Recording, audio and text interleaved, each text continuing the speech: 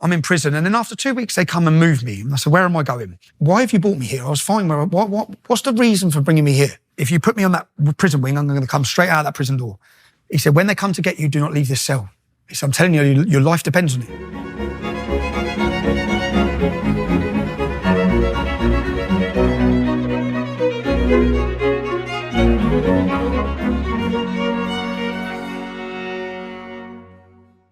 Hello, everybody. I'm talking today to the dread Tommy Robinson. And my wife, who's going to join the discussion, she had something to do with this. Tammy and I have been following Tommy for quite a long time, years really, probably 9 years, maybe longer than that, wondering just what the hell he's doing and what he's up to, watching his exposure, particularly of the grooming gangs in the UK, which is like the darkest story that the most demented imagination could possibly posit. So Tammy was going to interview Tommy, and I wanted to meet him. And then he got arrested in Calgary, and I talked to Tammy a bunch about this, and we watched his latest documentary, Silenced, together.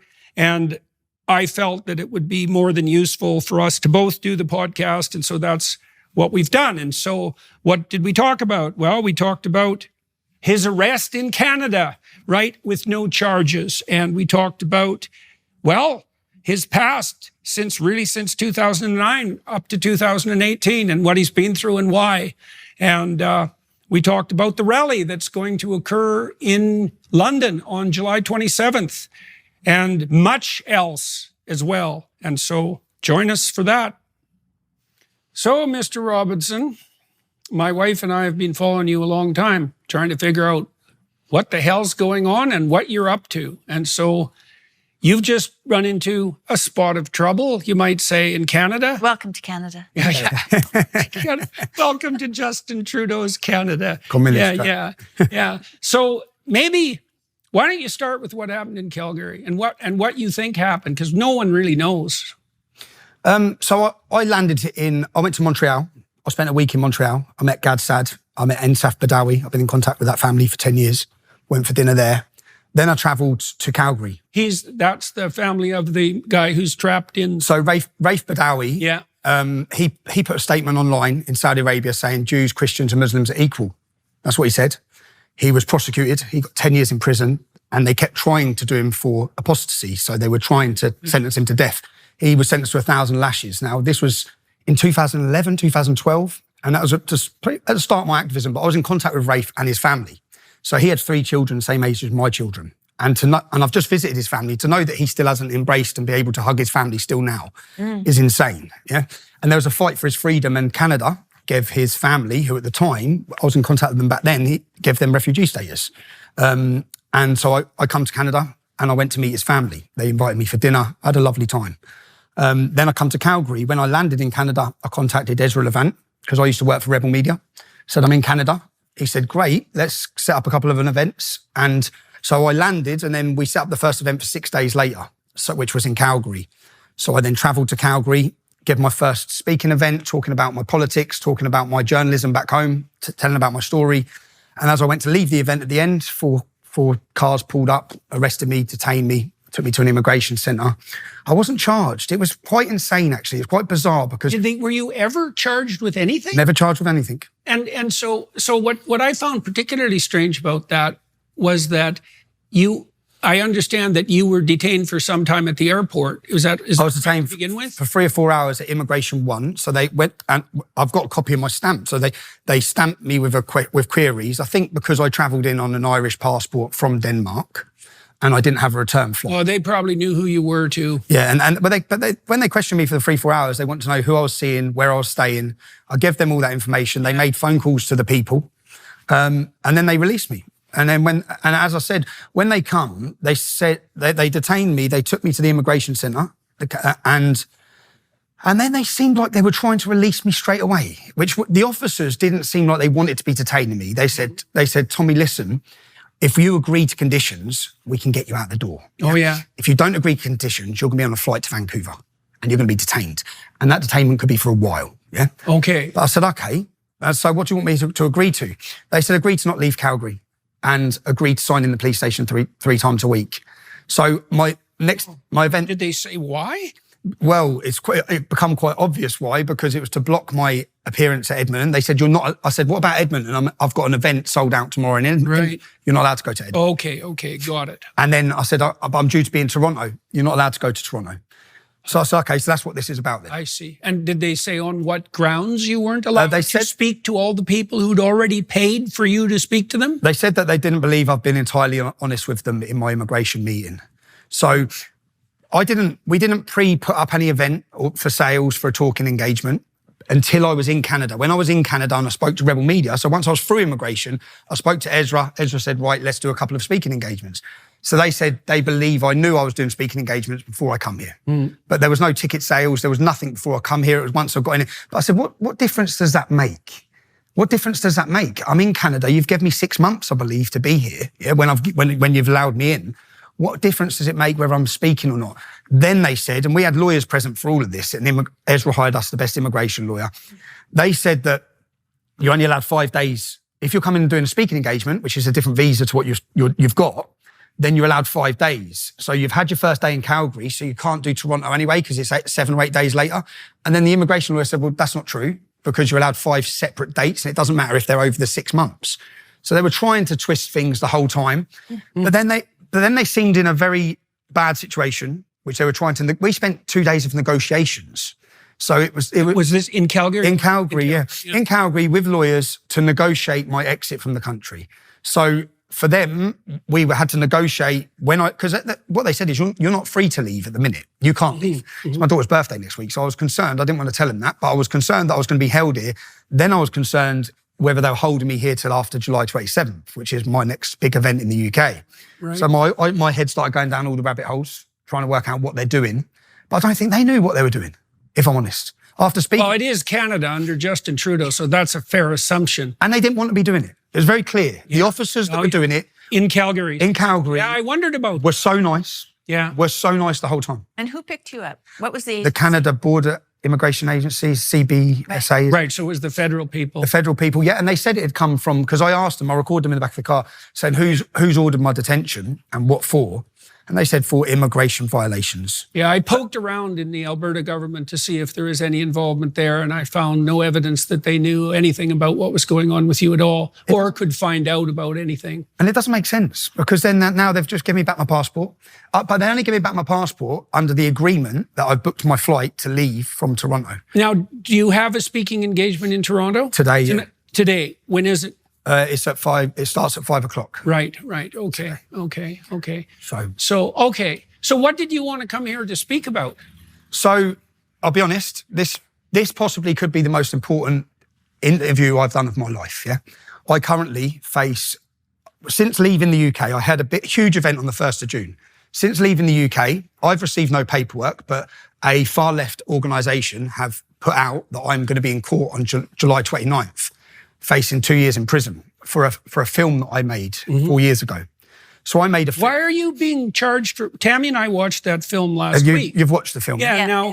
The only thing I saw about it that was, could be argued to be questionable was the fact that you recorded people who didn't want to talk without them knowing. Now, my sense was that it was perfectly understandable why you did that. But, in terms of looking for malfeasance, say, that seemed to be the most obvious thing. Now, you were investigating something, like you have been a lot, as far as I'm concerned, something unspeakably vile.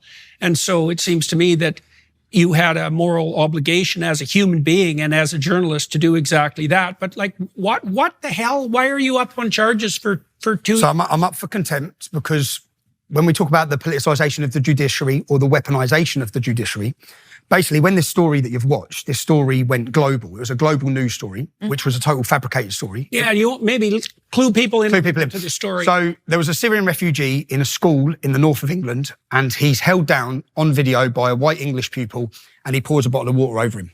Now, the headlines were that Syrian refugee was racially attacked and waterboarded. Yeah? So that was the headline, and that went CNN, it went ABC Australia, it went BBC. It was the biggest news story of the world, yeah? And they blew it up. Now, the story the public were told was that it was a racist attack because he was a Syrian and because he was a refugee. And everyone was told that the white English boy was a racist bully. Now, very quickly as this blew up, I think £170,000 was donated to the Syrian refugee. Our politicians used it. Everyone used this story for their agenda. So the Home Secretary invited the Syrian refugee to Parliament. Professional Lennox Lewis, world champion boxers, made invites to him. Everyone was supporting the Syrian refugee because of the way the story was portrayed. I very quickly got contacted by mothers and parents at the school and pupils at the school saying that there were allegations that the Syrian refugee had beat up girls, he'd attacked girls, he'd threatened to rape girls, all of these allegations. So I made a video saying to the public, you're being lied to about this event, okay? This is not the entire story. You've got a 10-second clip. Stop donating your money, and this isn't the truth. From that, then we have a celebrity jihadist lawyer who represents all the jihadists. So if you've, his name's Mohammed Akanji. So he's the man trying to get Shamina Begum back into the UK. That's the girl that went to the ISIS bride. He was the lawyer for Michael Adebolajo, who beheaded Lee Rigby. He is the celebrity jihadist lawyer. He then contacts me, and it worked with everyone else. Everyone else that was threatened over this story shut up or retracted their statements, yeah? He contacted me and said, you have to pay £50,000, make an apology for your defamation, because I went online and said that the Syrian refugee had threatened to stab someone, and I said he attacks girls. Yeah. They said that wasn't true, so they then started legal proceedings to sue me. Okay. This is where it starts. So they start legal proceedings to sue me. I then launch into action, investigating, because I know what I've said's true, because I spoke to parents, pupils, I spoke to everyone at the school. So then I thought, how do I prove? I'm always thinking outside of the court, because there's no jury in this court case. I'm thinking of public opinion. I need to show the public that I have credibility and I haven't lied to you. In fact, I was the only journalist in Britain who told you the truth about this story. Now, when you see the film, if they can change the entire story, they changed and deceived the entire nation on this story.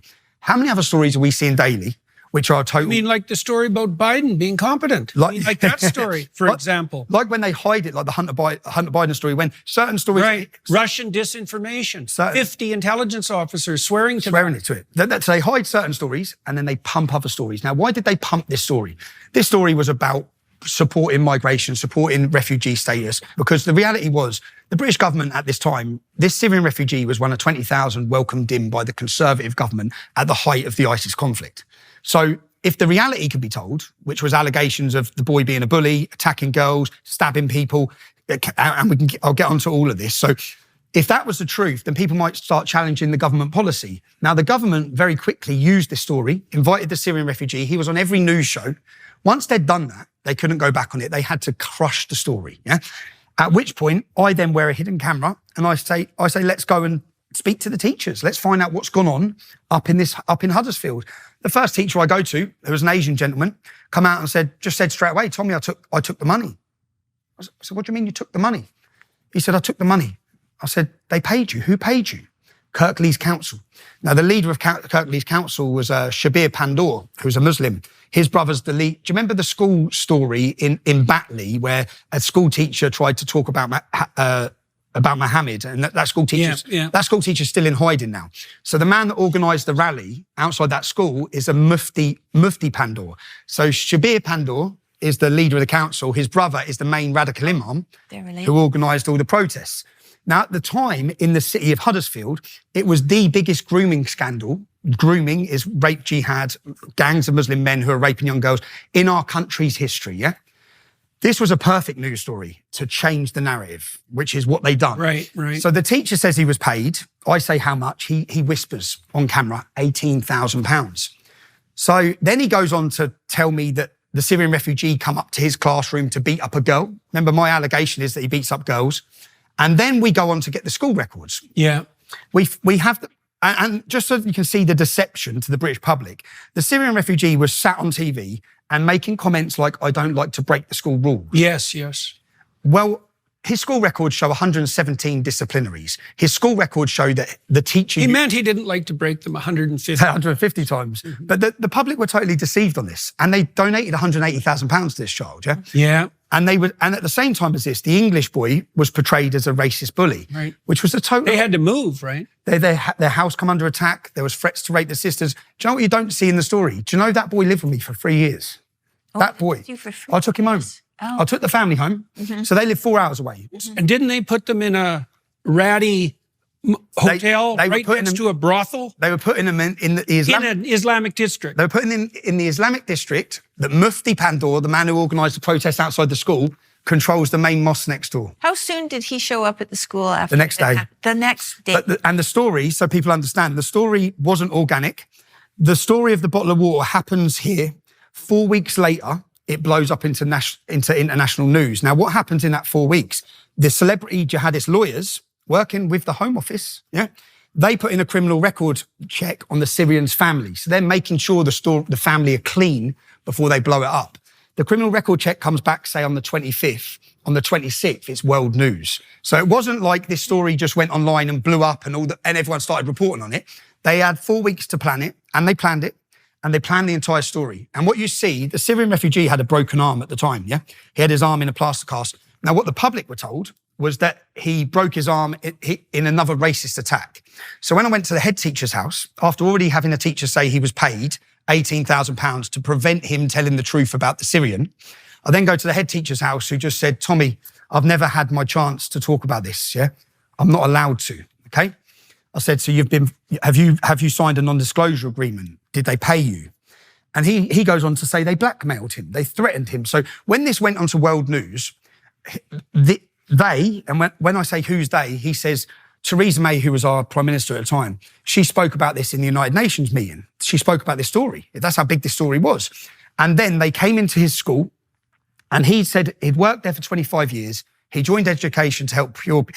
I could have done a whole documentary on that head teacher. They closed the school? They closed the school down. Eventually, yeah. So what happened to his arm? So basically the head teacher says, do you know how he broke his arm? And I did, but I said, no, tell me how he broke his arm. He said he was attacking a pupil 4 years younger than him. So he was 15, he was attacking an 11-year-old boy after racially abusing the boy's mum. Yeah. So he is attacking the boy and another pupil, because he had a little boy in the headlock, another pupil pushed him off. That's how he broke his arm. But I said, that's not what the whole world was told. We were told. He fell against a curb, He fell against a curb. Yeah. And that's what the records show from the school. And the head teacher says on camera, I investigated it. I know how he broke his arm, And then I asked the head teacher, well, how come the public were never told any of this? He said, we told the media. We were telling the media. All of us were. It was never reported. Huh. So then the head teacher goes on to state that they made him sign a non-disclosure agreement. They then escorted him off the school property and he never worked a day since. And part of his agreement, he's not even allowed to talk to other teachers. So they totally shut this case down. Now, whilst they shut this case down, I was a problem because I was a journalist with a very large following telling the public and the world, they're lying to you. So how did they deal with me? They then started legal proceedings. Now, legal proceedings to sue me because they said the allegations I made were lies. Now, so I had to prove. Who was they? The lawyers, the law firm. Okay. But then, as a journalist, I can prove everything I reported is what I was told. I had the messages from a mum who sent me pictures of her daughter's face with bite marks. So I went to court first of all and said, "Well, I'm a journalist. I reported what I was told." The judge didn't allow that. The judge said, no, you have to prove it is true.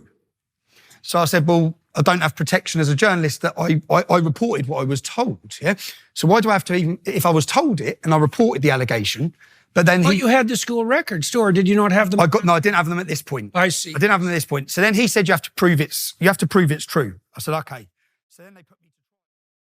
Going online without ExpressVPN is like putting all your passwords and credit card numbers on a huge billboard for the whole world to see. Every time you connect to an unencrypted network in a cafe, hotel, or airport, your online data is exposed. Any hacker on the same network can access and steal that data, like your passwords, bank account login, and credit card information. Hackers can also make up to $1,000 selling your personal information on the dark web. And to think you could have protected yourself all along just by clicking one button. ExpressVPN works to stop hackers from stealing your data by creating a secure, encrypted tunnel between your device and the internet. Plus, it works across all your devices as well, including your phone, laptops, tablets, and more, so you can stay secure on the go. So, secure your online data today by visiting expressvpn.com/Jordan. That's EXPRESSVPN.com/Jordan, and you can get an extra 3 months free. expressvpn.com/Jordan today. So then they put me to trial. Now, I spent £100,000 on lawyers at the start of this. It was going up to £200,000 for my legal fees. then it all become very apparent what this was for me very quickly, because we sat down in court and they agreed their legal costs. We're up to £750,000. Right. So then I'm like, okay, this is what's happening. Lawfare. For me to fight this, and I couldn't afford to fight it, yeah. So I couldn't afford the legal teams, but we got into the proving truth. So I had all the recordings, yeah. So I went and got 7 teachers. One teacher, a female, says on camera, women couldn't speak to this Syrian refugee. Right. He hated women, yeah. I say, what was he like? He was aggressive. And do you know, I asked the teachers the same questions. What was Jamal like? And what was Bailey, the English racist bully? And whenever I mentioned Bailey's name, they said, oh, what a beautiful boy. Yeah, right. Really nice kid. Now, so people understand the story of why I couldn't back down anyway, yeah, is when this story blew up onto international news, I went to meet the family, the English boy, and I went to a hotel and I met the mum. They were hiding in the hotel because the police, you're right, were putting them in a hostile Islamic area in some hotel. So when I met the mum, she was crying her eyes out. She said, I've spent all my Christmas money, Tommy. I've got no Christmas money for the kids. I've been here for a week hiding. We don't know what to do. She had 2 9-year-old little girls with her twins, 2 mixed race little girls who were Bailey's little sisters. Right. Oh, yes, right. That's important. Yeah, it's because they're calling them a racist family. So I said to the family, I said, okay, come and stay with me, yeah, till we sort this out. So I come back up the next day and we go to the house. Now, at the time when this blew up onto national news, their address was put out. And when their address was put out, gangs had turned up, which I wear, again, to prove to the public that it's not my allegation of this, I go and knock on the neighbours' doors and say, what was it like? And they say, cars of Muslim men were turning up here, saying they're going to rape the sisters, they're raping the mum. And then the family at the time barricaded themselves. So the 2 little sisters and the mum barricaded themselves inside their door. Now, when I went to move their stuff the next day, the family wouldn't come back to the house. They were too scared. I said, right, we'll go with men to your property and get you all your belongings, yeah? Because the Christmas presents were under the tree. So that's what the mum was like. My Christmas presents were under the tree. All the kids' stuff said. When I got there, we couldn't get in the bedroom door. The bedroom door was only this much open, yeah? Where the family, this is to understand what the family had to go through. They'd had to barricade themselves in as gangs of Muslims were outside, attempting to get in the house because the boy poured a bottle of water over him. And not just the boy poured a bottle of water over him, but every single, Piers Morgan, Jeremy Vine, the biggest commentators in our country, demanded severe retribution. That's their words, against this child. He was a child. So even if he had... and you said he poured... Wasn't Bailey responding to something that Jamal had done when he poured the water? So what I said originally was that Jamal had threatened to stab Bailey. That was my allegation, because that's what Bailey had told me. When we go to the teachers' houses, I had her under posh teacher because she spoke very well. She said, you do know, and this is all on the documentary, you do know he threatened to rape Bailey's little 9-year-old sisters, don't you? Yeah. So when you see the boy pouring a bottle of water over him in the playground, he doesn't physically beat him up. No. Yeah? Pours a bottle of water over him. You don't get any backstory. And although all the teachers knew the backstory, yeah, one of the teachers, I knocked on her door and I'm so gutted because there was a teacher who knew Bailey, and when I knocked on her door, she just got on her knees crying. Oh, dear. She just fell to her knees crying. And I know why she fell to her knees crying. That's guilt. Yeah. And every one of those teachers, the head teacher had a breakdown. The head teacher's life was a breakdown. And the sad story was, I spoke to other pupils, because I spoke to so many people. Another pupil who had serious mental health issues, always self-harming. When I met him, he said, you see, if it wasn't for that head teacher, I'd be dead now. I wouldn't have survived my school time without that head teacher. Yeah. That head teacher saved my life on many occasions, the fact that I could go and talk to him. Yeah. So this head teacher was a brilliant man from everyone I spoke to. They threw him under the bus. Mm-hmm. They closed the school down. So to get rid of this problem... They closed the school. That's amazing. The school was gone. Amazing. So I still want to know a little bit more about, the contempt issue. So the contempt issue is, I went to court, and 5 pupils who I don't know came to court and testified. Now, one of those pupils got A grade is the best you can get in school. So one of those pupils got 11 A's, yeah? A young girl called Charlie, okay? Her life's been destroyed through this as well. This is what I'm so angry about. Yeah? This isn't about saying I lied. You've said these children lied, yeah? That's what the judge has done. Yeah, right. So what he done, this pupil come to court, she gave testimony that the Syrian boy, within a week of being in school, beat her up with a hockey stick, yeah? And she still hit her in the back with a hockey stick. Another boy come to court and testified that he witnessed it, yeah? Another girl come to court and testified that he spat in her face and attacked her.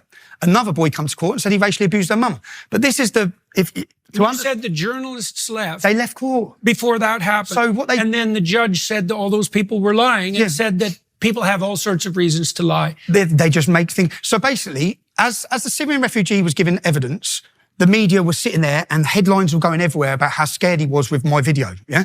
And how he was intimidated and his family were in danger. We find out from the police records there were no threats, yeah?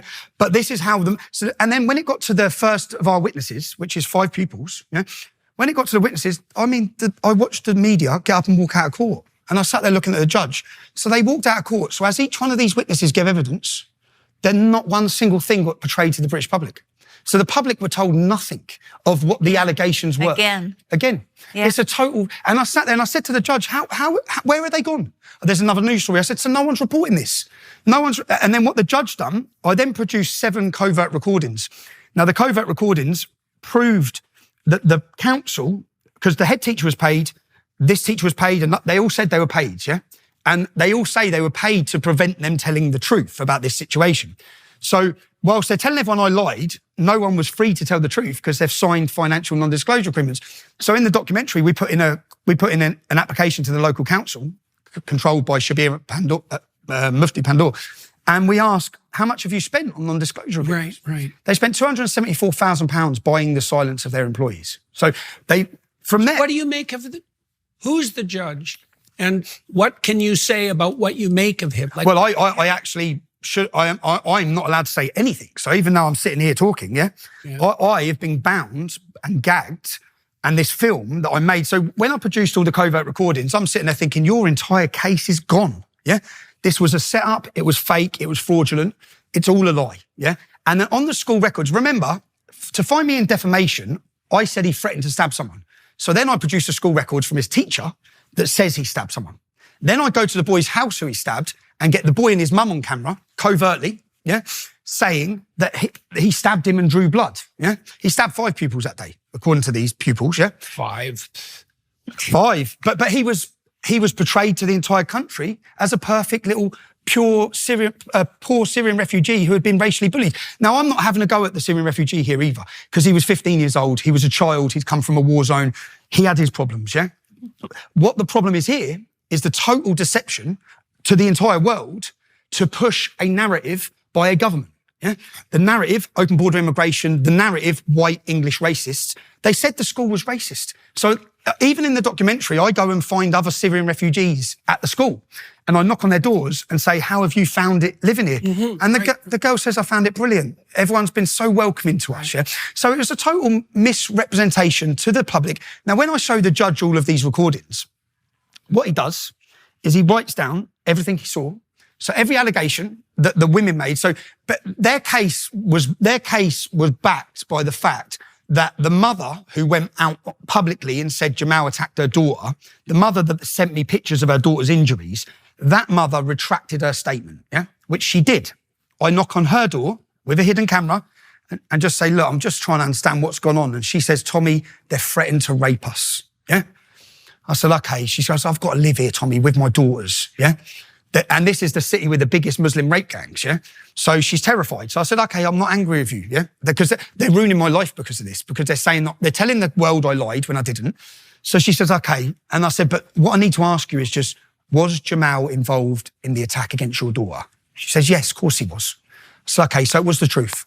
So I produced this to the judge to say, you may have a retraction statement, but here's why you've got a retraction statement, yeah? And here's the school records. In the school records, in minutes from a meeting, yeah, which they tried to block us getting the school records as well. In the school records from the minutes from the meeting, Jamal's father, his name's Jihad, yeah? I know, I can't believe that. Jamal's father, Jihad. In all the council records, they say that his family were trying to manipulate the situation for their own benefit. Jamal had his own caseworker who, in the emails, says Jamal is not the innocent party that's being portrayed here, yeah? That's his own caseworker. There was not one single person that went to court and gave any evidence for Jamal, yeah? It was literally 7 teachers, 5 pupils. The A-grade pupil, I read out in her school record, what it says is that she is the only pupil in the school to have 0 negatives. Yeah? Right. Yeah. She's a perfect grade A student. At the time of this court case, she's at university studying law. Why would she come to court and lie? Yeah. But the judge listed everything that's in the documentary, yeah, and then ruled against me, bankrupt me for £1.6 million, yeah? Which is what this was about. So people understand. Kate, I don't know if you know Katie Hopkins in the UK. I rang Katie before this case because I knew they took her house. They took her family home. They put her through the courts and they seized her home.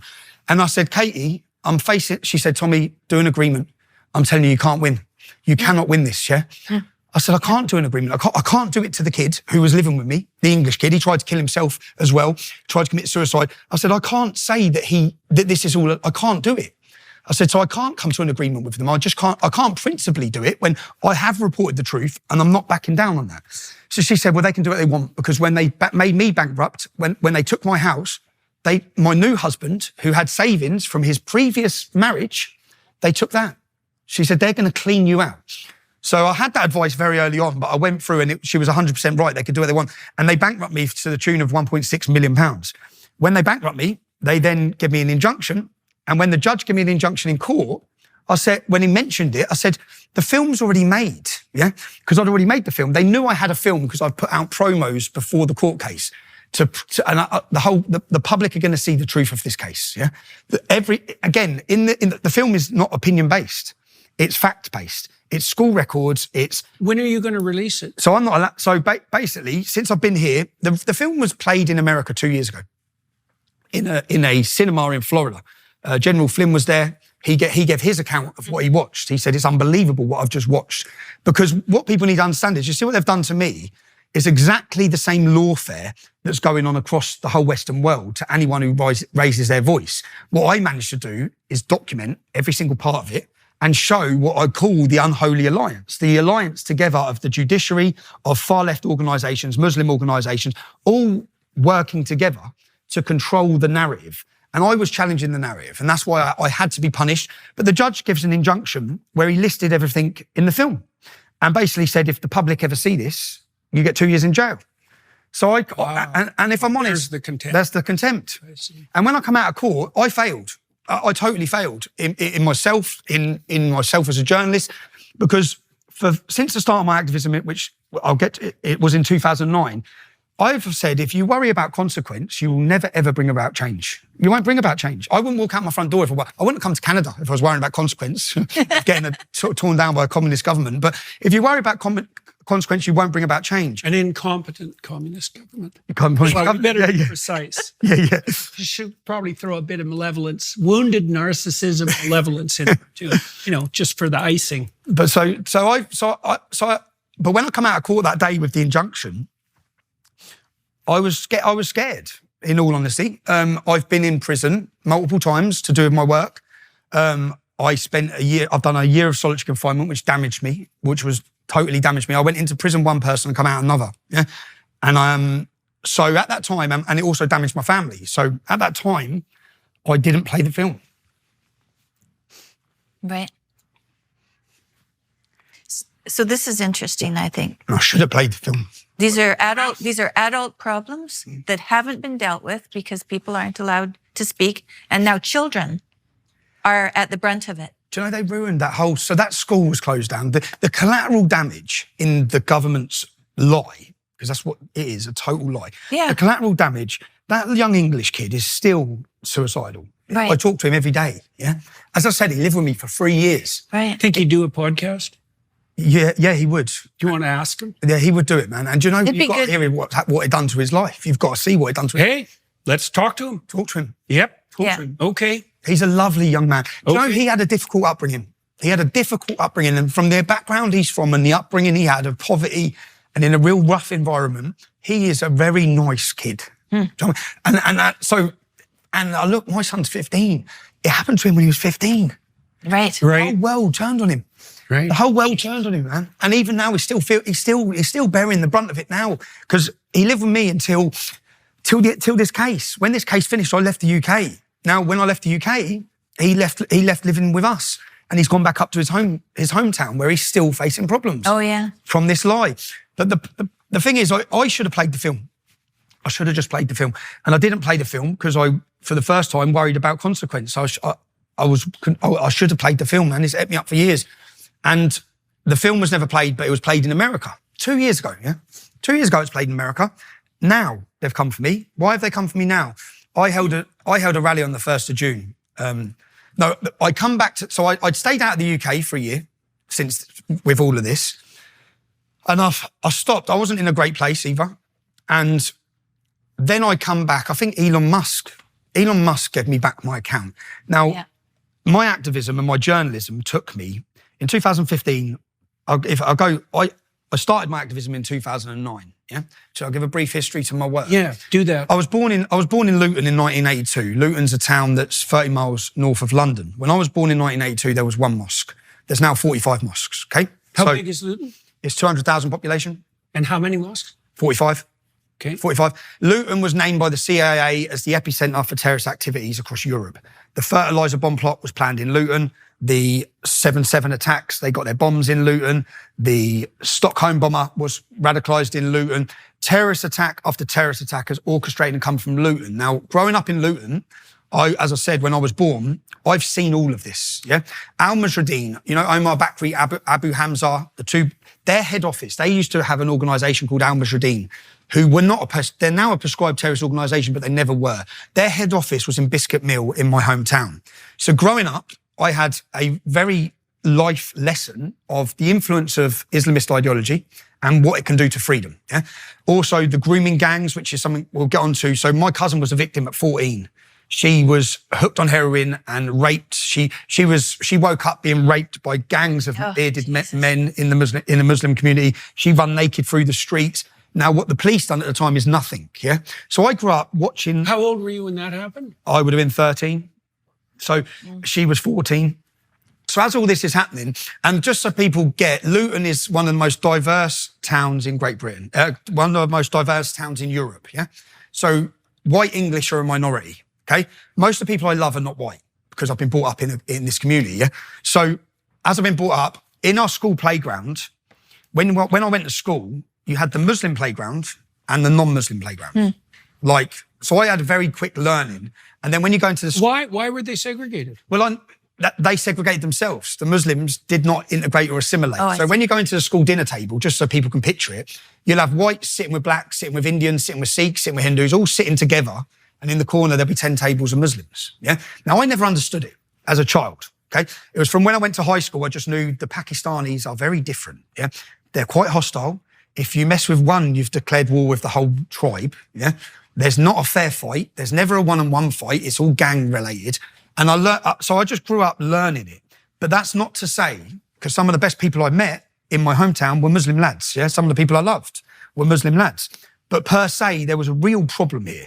And I grew up watching it, learning it. And Al-Mujahideen, my first activism was in 2004. What was I then, 20? 2004, I organised a protest. And this group, do you remember the Beslan school massacre? No, so Beslan school massacre was Chechen terrorists had took control of a school. And this is coming again, yeah? This is going to happen to a Jewish school, I guarantee you. Mm-hmm. They took control of a school, and I was probably 2019 or something. That was where? This was in Chechnya in Russia. Yeah, okay, I remember the story. And what happened was, the parents were all outside the school, and all the Muslim jihadists are inside the school with their pupils, with their children. Mm. And then they start butchering them and killing them. And I remember watching the parents drop to their knees and they're screaming, yeah? And I remember watching it thinking, what is this? This isn't one man that's gone in and done this. This is a whole group of people. So and then I had to understand what brings someone to do that. And 2 weeks later, I saw an interview in a chicken shop in my hometown of Luton with a man called Saif al-Islam, which translates as Sword of Islam. He was second in command of Al-Mujahideen, the group, yeah, whose head office is in my town. And I saw him saying an attack like that would be justified in a British school. And that was my wake up. I said, who's this man? And I looked him up. Who's his group? And I looked up who they were. And then I looked up Omar Bakri. And then I started understanding their ideology and trying to work out. And then for me, these are a danger. Yeah. So then I organised and I looked, and they used to have a stall set up. So we have a Don Miller's Bakery, a famous, it's like your Tim Hortons, yeah? We have a bakery chain in Luton Town Centre. And every Saturday, this terrorist group are there openly promoting hatred, yeah? Just openly sending people to fight for the Taliban, recruiting people. So the Stockholm bomber, who was an Iraqi Muslim who come to university in Luton, was a nice young man till he come to Luton, yeah? Then when you're vulnerable at your most vulnerability, away from home for the first time, in university, they pounce. And that's typical cult behavior. This is so they pounce. Yeah. And they got him, And then he went and blew himself up, yeah? So these groups have been operating. So I organised a protest called Ban the Luton Taliban, yeah? And I actually, I gave a presentation at Oxford University. When was that? That was 2004. So I gave a presentation at Oxford University because I made leaflets.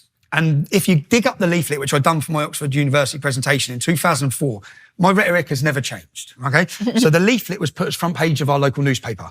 And what I said is, whites and blacks are being religiously and racially targeted in this town, yeah? No one's doing anything about it. There's a total two-tier policing operation in this town where they get away with what they want. The Islamic community get away with what they want. The police do not know how to deal with these problems. I went on to say that they use drugs as a weapon against our community to get our children into paedophilic practices, which is what's now known as grooming. Now, when I made this, and I was a young man, yeah, and I organised it with my friends. We go to football together. Luton's one of the most. It was voted the roughest town in Great Britain. Yeah, It's a rough place. But What makes it rough? They were hat makers. We were hat makers. What made you rough? That's all that mercury. That's the history. Oh, maybe. Yeah. Luton's it's a poverty-stricken town with a lot of problems, regardless of Islam. Luton has a lot of problems. It's a rough environment. The levels of violence are as high as anywhere in the UK. But what you grow up thinking is normal actually isn't normal. You grow up with a level of violence in your school, on your streets, or the way to solve things is through violence. And it's a poor town, yeah? So I organised this group. Starting a business can be tough, but thanks to Shopify, running your online storefront is easier than ever. Shopify is the global commerce platform that helps you sell at every stage of your business, from the launch your online shop stage all the way to the did we just hit 1 million orders stage. Shopify's there to help you grow. Our marketing team uses Shopify every day to sell our merchandise, and we love how easy it is to add more items, ship products, and track conversions. Shopify helps you turn browsers into buyers with the internet's best converting checkout, up to 36% better compared to other leading e-commerce platforms. No matter how big you want to grow, Shopify gives you everything you need to take control and take your business to the next level. Sign up for a $1 per month trial period at shopify.com/JBP. Go to shopify.com/JBP now to grow your business, no matter what stage you're in. That's shopify.com/JBP. So I organised this group. About 200 of us turned up, Englishmen, and for the first time it worked. The terrorist group weren't there. Yeah, the jihadists weren't there that day because we were coming. Yeah, and the police locked it down. But what happened from that point? The police. Tell me what they did. No, the police on this day. The police turned up. We went to Don Miller's. The group weren't there. We then held a little protest at our council building, saying we need to get rid of these terrorists. Yeah, this was before 7/7. This is before any terrorist attacks in Great Britain. The terrorist attacks we've seen, so 60% of the Muslims in Great British prison, in Great Britain's jails, are ex-members of this group in Luton. Yeah, so okay. So you actually had put your finger on them. I put my finger on them, and I named in the leaflet. What I named in the leaflet was the link between the street drug gangs we have a gang called the Gambinos. They're not very original. They're a Pakistani group, but they've called themselves the Gambinos. And 4 years later, the national newspaper. So in 2004, I named them in my leaflet and say we've had enough of the gangs with their heroin, and we've had enough of the jihadists all combining. And what happened after this was I was targeted by the gangs, not by the jihadists, by the street level drug gangs who are drinking alcohol, gambling. They're not religious. They're just out pumping heroin and controlling the streets and prostitution. I was targeted by them. Now, years later, the national newspapers run a link showing the link between the Gambinos, they name them, and terrorists. They work alongside each other. And at the time, the Luton Islamic Centre, which is the main mosque of Luton, the main Salafist mosque of Luton, yeah, it's the old synagogue, ironically, before the Jews were driven out. It's the old synagogue. It's now... Oh, really? Yeah, convenient. But Kadir Bask was the leader of this mosque. Now, at the time, I then started looking at this mosque because my friends who were Muslim had said, bruv, that's the problem. In this town, that's the problem, yeah? So I went on their website and I translated their website, and I found a 7-page justification for women to be lashed for adultery, yeah? I found justification for killing for apostates. This is on the main mosque, yeah? So I translated it all, and then basically I faced a backlash from the Pakistani gangs, and I had problems then. But at this time, I'm being honest, I was part of a Luton football scene. So I used to go football with my friends. The Saturday would be the day that all the English lads would come together for Luton Town Football Club. It was a cultural thing, I guess. I've never claimed to be an angel either. So I was part of a football scene. So we clashed then with the drug gangs, the Muslim drug gangs. And 5 years goes past. By this point, Do you think you did something wrong there? no, I didn't do anything. I stood up against them. Stood up against them. And at times, so I knew those gangs because we're all the same age. I went to school with them. Yeah, stood up against them. And I remember when they were getting with one of my friend's little sisters, and I rang the family and said, "Do not let her near them. I'm telling you, yeah." At the time, don't let her near them. I know what's going to happen. And then I had all the gangs having problems with me then, saying, "What's going on?" Because I knew them. Yeah, what's going on? I said, "You're not doing to her what you do. I know the family. It's not happening, lads." Yeah, the amount of girls I know who lives have been destroyed through these prostitution drug gangs, and they start off nice with the girls. They get them in, they treat them well, they give them money. These are 13-year-old children. Yeah, they give them drink, they give them alcohol, they'll drive them around in their sports cars. Gradually, bang, they're gone. The girl's gone. Yeah, the girl's gone. And as I said, when the family Is that when you became aware of grooming. Yeah, I become aware because my cousin and all the other girls I went to school with. But at the time, we viewed them. So at school, the English kids, we just viewed the girls ourselves. We viewed them wrong. We viewed them as slags because they're off with all the Pakistani men, the older men. Right. We were viewing them as children, just looking, saying what they're doing with all the taxi drivers and what they're going out with all the older Pakistani men. I watched your video about the woman now who's older who talked about The gangs. when she was young, and she would get into a car and lay down so that her mum Hide when her mum's in the car. Yeah. Yeah. That's what I mean. Yeah. But so all of these things are going on. Yeah. But by this point, we get to 2009. When did you start to understand that your view of the girls that you had when you were 15 or thereaughts, when you were treating them like sluts, was wrong? Yeah. When did you figure that out? When I become an adult. When I become an adult and started looking, thinking, and then 2009, in 2004, I do this protest. We have a backlash from all the Pakistani drug gangs. We carry on, we get through that. I've grown up. I've then, by this point, got 2 successful businesses. Between me and my wife, we had 7 properties. We were successful. We were doing well in life, yeah? And then 2009, we have a soldiers' homecoming parade. So they weren't out there at war. It was a Royal Anglian regiment, which is our local regiment. Now, Scott Muntridge is 26 years old. He's from the estate I grew up in when I was young, and he died. Michael Swain was 19 and lost his legs. When the soldiers, I turned up on a Tuesday morning with my cousin, and it wasn't well publicised, but we turned up to pay our respects. And when I turned up, I saw about 20 women in full niqabs, which is quite a sight when you see them together. And then I looked and saw Saif al-Islam, the leader of this Islamic group, the Sword of Islam. I looked and saw him, and then I started seeing more of them. And then I saw police everywhere, and I'm thinking, no way, yeah, something's going to go down here, yeah? Then I saw I watched this myself. I watched as the police took a group. Now, because some of our friends got arrested at this event, we got the intelligence. Now, the police actually on the motorways stopped 360 other Muslims coming into Luton that day, yeah? So there was going to be a full-on attack against our armed forces as they walked through the town. But as they walked through the town, I watched as the local... These were the armed forces that had come back from Afghanistan or Iraq. Training. They were training. Yeah. They weren't at war there. I see. Okay. So they had the freedom of the city because they've been away. So then they come to get their march and the public can come out and support them. And it was all downplayed anyway. It was on a Tuesday. It wasn't publicised. We knew it because we know people in the regiment. So we've gone down that day and then I watched the town hall. Now, picture this. This is our town hall. Remember, this group have all gone on to be imprisoned for ISIS, yeah? But that's who they were at the time, yeah? But no one knows who they are, really. No one has the knowledge of what these men are like. We do because we're born there. I've looked at it. I've researched them. I know who they are. I know the danger of this idea.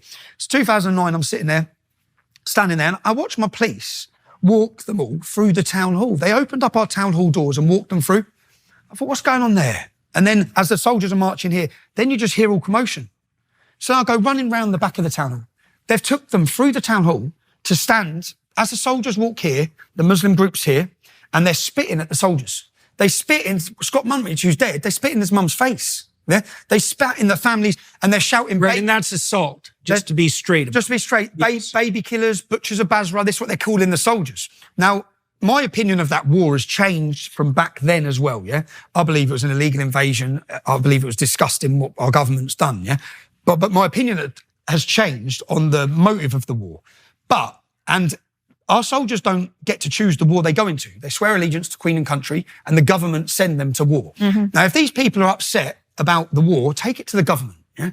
But they stood in front of our soldiers, and at this point, I was with my cousin there that day, and you could have lit a match and our town would have blown up at this time. Yeah? That's how we felt. But I'll tell you why we felt that, because I'm a proud Lutonian. Luton is part of the identity of who I am, is where I've been brought up. And the only time you ever hear our hometown mentioned, ever, is to do with terrorists and jihad. And now our soldiers have been attacked in our town, yeah, by these jihadis. And not just attacked, but the police walked them through the town hall to do it. So I watched it that day, and I watched the police's reaction. They didn't turn on the Muslims at all. They stood with their backs to the Muslims. So the Muslims were all here screaming abuse. They stood with their batons to all the English people who were upset at what they'd just allowed to happen. And the fact is, the police didn't have to bring them through our town hall.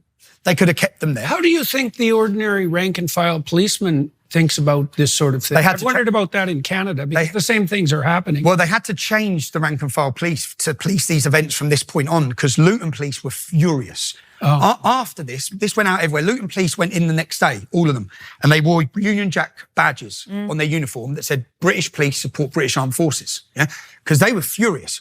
They were told to remove their badges, and we know this from the police, and they said no. And 60 of them said, we're going on a walkout. We are not removing these badges because you have portrayed, you've made it look like, and the police were unhappy with what they've been made to do. So from this, and for me, as a local lad, like I said to my cousin, we can't allow this. Yeah. What's next from this? They've just attacked our armed forces. What's next? Turn up at a soldier's funeral. We know who these men are. We know who these groups are. We need, the whole country needs to know who they are. And we were so outraged that the people of Luton have been portrayed as being against their armed forces, when really it's the jihadis. And what we found out is that every mosque in Luton was leafleted in the days before it. So we didn't know this. So all the mosques, the entire Islamic community knew, all the imams knew, that our soldiers were going to come under hostile attack by a jihadist group, yeah? What's now a prescribed terrorist organisation. So then after that, I organised a demonstration called the United People of Luton. But before that, what I've done is I went to the council, contacted them, and set up a petition. We got 4,000 signatures. We have laws in the UK which are against, they're called ASBO orders, antisocial behaviour orders. So if two young kids at our local shops keep causing trouble together, they'll get an ASBO order preventing them from being together. Yeah. So what we said is, you've got these orders. I don't want my mum to walk through Luton Town Centre and have to face these jihadist groups. Yeah. None of our family should have to see them all together recruiting again. We want them banned. Yeah. We want them banned from the town. And then we turned up for our first demonstration, which was I went around, leafleted everyone and said, it was Bank Holiday Sunday, we're going to show the country that the people of Luton support our armed forces. Yeah? When we turned up that day, and I knew, because you've heard of two-tier policing now, yeah? It's now become part of the vocabulary of Great Britain, because everyone talks about how we're two-tier policing. In the US increasingly too. Everyone's seeing the two-tier policing. Mm-hmm. But I'd seen it my whole life, yeah? Because I'm from a town that's now 50, 60% Muslim, and I know how we get policed. I've seen it, yeah? So I bought a cameraman. I bought a wedding, he videos weddings. I paid him for the day and said, come and video everything, yeah? As we turned up, the police come up, they stopped us, they made us take our shoes off, yeah? They searched us, they put their hands in our pockets. And as they're doing it, I said, you didn't do this to them. You did not do this to them. I watched the day they attacked our soldiers. You didn't put your hands on them. Why are you putting your hands on us? Why are you searching us? Why are you treating us like this? We're coming out to show support for our armed forces. Then the police drew a baton line. So we wanted to get to the town hall, which is where our memorial is, which is where they let them get. And they blocked it. They blocked it. They kettled us for 3 hours. My auntie had to urinate in the street because they wouldn't let them out. Yeah. And I remember saying, no Muslim woman would ever be forced to urinate in the street. You would never do this to them. Yeah. And then they battened us. My friend, who's a little black lad called Craig, they knocked his teeth out. Yeah. Mm-hmm. And there was then clashes with the police. And then, so we were held for 3 hours. We weren't allowed to get to the war memorial. And all we wanted to do was show support for our armed forces. And they locked us down. And after that, I then said no. And then they raided houses. They went to my mum's house. This is the start. They went to my mum's house. I wasn't there. And everyone they arrested, they went to each estate. So they arrested one person from each estate. This is the intimidation. And then they gave them all bail conditions, preventing them from entering our town centre 24 hours a day, 7 days a week for 3 months. So then, and I knew they'd been to my mum's, but I wasn't there. So I thought, well, you've done to us what we're asking you to do to them. They're the terrorists. You banned us from our own town. And so then I organised another protest, and I remember contacting the police saying, I don't think you understand the level of frustration here. Yeah? This town's going to blow up. Okay? The years of us being trodden down, the years of us being under attack, the crime, the drugs, the prostitution, the grooming, and here you are, you're crushing us. We're trying to have an organised event. So I said, you need to let us get to the War Memorial because people are not going to be happy. But on that day, I was obviously wanted. They'd been to my mum's house. The other lads who had conditions not to enter the town centre, we all wanted to go. So when I turned up, I gave everyone masks. I said, when we leave here, no one take the masks off, right? When we're getting to the War Memorial today. And 500 young men turned up that day. More, probably 1,000. But we're all from Luton. So the songs we're all singing is about we are Luton town, it's our town. And then they called us all outsiders. They went on the news saying lots of troublemakers from outside of Luton have come into the town.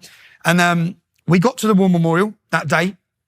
And this was the start. What I'd done is I videoed it again, and I went on all different football discussion forums around the country and said, Luton stood up today, okay? We've had enough. We've had enough of what's going on. We've had enough of the two-tier policing. We've had enough of the Islamic gangs.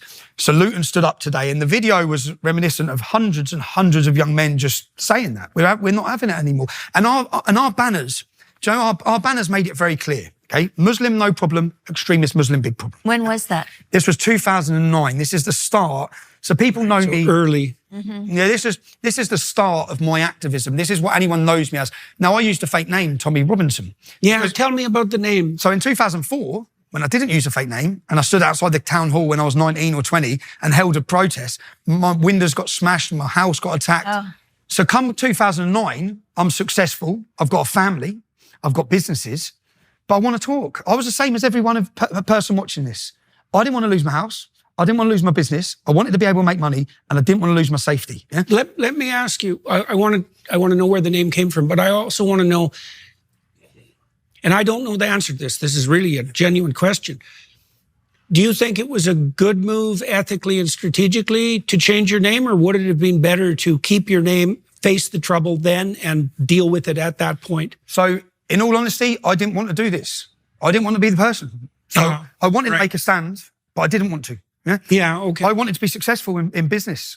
I wanted to make money. My passion was making money. I was good at it. I was doing well as a family. But I wanted someone to speak about it. So when you know the parable of the rich man? No. What's that? Well, it's a gospel story. I'm going to tell it because I see the problem that you're in. Well, there's a scene in the Gospels where Christ is traveling in a cart, and a rich prince jumps in to accompany him, and he tells Christ that he's done everything he should do in his life to be a moral person. He's followed the commandments, he honors his parents and so on, but that he's still dissatisfied deep in his soul. And Christ asks him about his situation. He tells him he's rich, that he has all these concerns going, and Jesus says to him, I'm afraid you're going to have to sell everything you own and follow me. And the disciples are like shorted right out by this. And they say, well, if that's the cost of salvation, you know, who's going to pay that? And I was thinking about that in the story of Jonah at the same time when you were talking, because Jonah is called upon by God to speak the truth, and he just heads in the other direction. It's like he thinks exactly like you thought. It's like, yeah, I don't think so. And, you know, who would do that? Who wants to do that? And so, but that still doesn't quite answer the question. Like you said, that you're caught, right? You're pulled, because on the one hand, you want to have your life and you want to be successful. On the other hand, you want to tell the truth. And so the name was a compromise between that. So I wore a mask for a year. I wore a mask. No one knew who I was for a year. Oh. Right. So looking back on that now, do you think that was a mistake that you made to protect your life and your enterprise? I'm not saying that wasn't justifiable, or because there's a price, obviously, for anonymity. There's a price for not being public, right? It breeds suspicion, for example. And so what do you think about that? So I think the best thing that ever happened was when I got unmasked. The best. It was. It was, not for me, but I was terrified. So there was a Times newspaper reporter called Stephen Bird, and I'd been hiding for a year. So I'm talking about all these issues secretly on radios, and I'm giving the name Tommy Robinson. And I'm turning up to demonstrations with a mask on my face. No one saw my face. So no one knew who I was. So there was lots of confusion. Who is this guy? Yeah. But obviously my friends knew, no one knew. And then a Times newspaper journalist turned up at my mum's house and said, "Where's Stephen?" And my mum rang me and said, "There's a journalist here looking for you." Yeah. And I knew then, okay, this is it. And I went to meet the journalist. And he said, "You're on the front page of the Times newspaper tomorrow, Stephen. Yeah, your life changes tomorrow." And I was terrified, if I'm honest, absolutely terrified. Now, but in that because then I was nationally known, yeah, at this point, because the English, we set up the United People of Luton. And then after our second protest, where we got to the War Memorial, we put the video online, and this Islamic group of jihadists, they held an Islamic roadshow in Birmingham, yeah? And they had a big banner that said Jesus was a Muslim, and there's hundreds of them. And they stop a young 11-year-old white Christian boy called Sean in the shopping centre, who's with his friend, and they get him up on stage, and they convert him to Islam. And as they convert him to Islam, they're all cheering Allah Akbar. And I watched it then from Luton and said, no, they can't do this. That cannot be allowed to happen in a city centre for a child. So I said, right, lads, to the lads from Luton, we're going to Birmingham. We're going to move this from Luton-ish. This isn't a Luton issue. This is a national issue. So we went to Birmingham and we formed the English Defence League. And that's where the name English Defence League come from. Now, when we went to Birmingham, we went as a group of 50 men from Luton. We got violently battered. Okay. And this is where my first awakening to the media come. So there's a picture. This boy wasn't with us. There's a young English boy at a bus stop with a green top on, and gangs of Muslims just come from everywhere and they battered everyone. Yeah. And there's a picture in the national newspaper and they're jumping on this boy's head. And underneath the picture, it says, "A fascist is attacked by anti-fascists." And I remember looking at it going, what? I remember I had an awakening to everything because I went from working on a building site, yeah, to 6 months later leading the biggest protest movement Europe's seen. And when we went to Birmingham as a group of 50, we had English Defence League tops on, and it said Luton Division, the name of our town. And these images went everywhere of English men getting chased and beaten, yeah? So this was Birmingham, and our first banners said, "Victims of jihad in Nigeria, we stand with you." Because obviously I was down the rabbit hole. So I was seeing that on Christmas Day, five Christian churches were blown to pieces, didn't make the BBC news, yeah? I was following all these stories around the world of Christians facing persecution at the hands of jihad, no one caring, yeah? So we went to Birmingham, we thought, let's highlight a lot of issues here, yeah? Let's make this a point. And we had banners, we had placards, but we got violently, the police had to lock us in a building for 2 hours because they couldn't control the streets. Then they got buses and put us on the buses and to get us out of there, and all the windows were coming in, there was riots going on. So from this, we then went back to Luton, and then we saw a Christian church in Manchester that had been taken over by Muslims, which there's been another video go viral just weeks ago, similar situation. It was in the area of Longsight, and they were bulldozing over Christian graves and headstones. So I was watching it going, like, they can't do this. How come no one's talking about this in the town? Where's the local political voice? Where's the politicians? Now, the thing where people said, because we took to the streets. Now, we went from a group of 50 men in Birmingham being violently beaten to going on all the messaging boards of English football clubs, then turned up in Manchester. And I was like, when we got there was thousands of young Englishmen had come from everywhere.